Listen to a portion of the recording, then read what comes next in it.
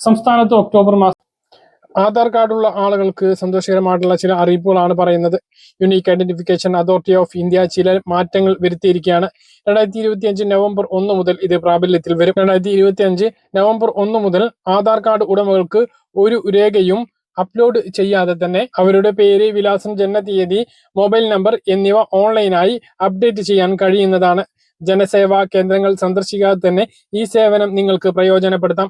Biometric അപ്ഡേഷനുകൾക്കായി മാത്രം വെള്ളടയാളം അല്ലെങ്കിൽ iris scan പോലുള്ളവ മാറ്റുന്നതിന് വേണ്ടി മാത്രം ആധാർ കേന്ദ്രങ്ങൾ സന്ദർശിച്ചാൽ മതിയാകും.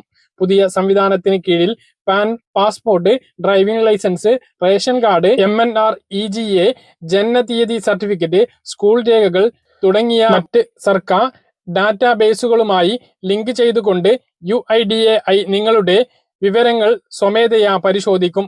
ഈ പുതിയ ആധാർ നിയമങ്ങൾ ഉപഭോക്താക്കളുടെ ബാങ്കിങ്ങിലും മറ്റ് സാമ്പത്തിക പ്രവർത്തനങ്ങൾക്കും ആഴത്തിലുള്ള സ്വാധീനം ചെലുത്തിയിട്ടുണ്ട്.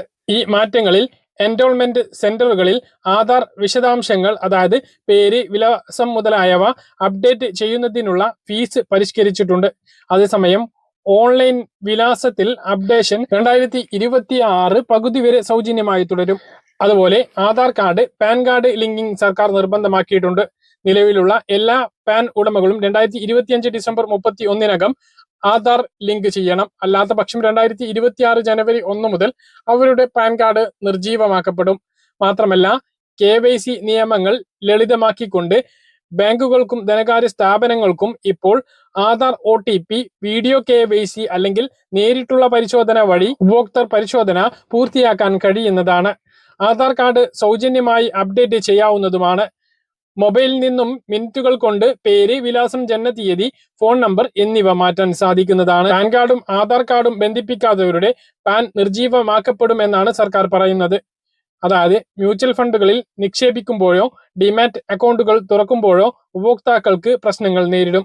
മാത്രമല്ല ഇപ്പോൾ 1 പവൻ സ്വർണത്തിന് പോലും 1 ലക്ഷം രൂപക്ക് മുകളിൽ കൊടുക്കേണ്ടി വരുന്ന സാഹചര്യത്തിൽ 1 പവൻ സ്വർണ്ണാഭരണം വാങ്ങാൻ പോലും പാൻ കാർഡ് ആവശ്യമായി വരും. 50,000 രൂപക്ക് മുകളിലുള്ള എല്ലാ സാമ്പത്തിക ഇടപാടുകൾക്കും പാൻ കാർഡ് നിർബന്ധമാണ്.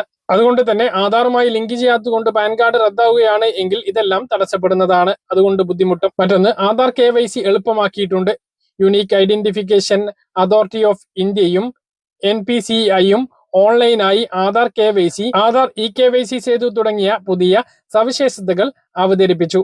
പുതിയ ബാങ്കുകൾക്കും NBFCകൾക്കും അവരുടെ മുഴുവൻ ആധാർ നമ്പറും നൽകാതെ തന്നെ ഉപഭോക്താക്കളെ തിരിച്ചറിയാൻ കഴിയും. ഇത് ഡാറ്റ സ്വകാര്യത മെച്ചപ്പെടുത്തുന്നതിനും അക്കൗണ്ട് തുറക്കൽ വേഗത്തിലും എളുപ്പത്തിലും ആക്കുന്നതിനും സാധിക്കുന്നതാണ്. മറ്റൊന്ന് ആധാർ പരിശോധനാ മാനദണ്ഡമാണ്. ആധാർ നമ്പർ സജീവമാണെങ്കിൽ മാത്രമേ ധനകാര്യ സ്ഥാപനങ്ങൾക്ക് ആധാർ അടിസ്ഥാനമാക്കിയിട്ടുള്ള KYC നടത്താൻ കഴിയൂ. നിങ്ങളുടെ ആധാർ അസാധുവാണെന്നോ ഡ്യൂപ്ലിക്കേറ്റ് ആണെന്നോ കണ്ടെത്തിയാൽ നിങ്ങളുടെ ബാങ്ക് അക്കൗണ്ട് തുറക്കൽ അല്ലെങ്കിൽ നിക്ഷേപ പ്രക്രിയ നിർത്തിവെച്ചേക്കാം. അപ്പോൾ 10 വർഷം കഴിഞ്ഞിട്ടുള്ള ആധാർ കാർഡ് കൃത്യസമയത്ത് അപ്ഡേറ്റ് ചെയ്യാൻ വേണ്ടിയിട്ടും ശ്രദ്ധിക്കുക. കുട്ടികളുടെ ആധാർ കാർഡ് പുതുക്കുന്നതിന് ഉള്ള ഫീസ് 1 വർഷത്തേക്ക്.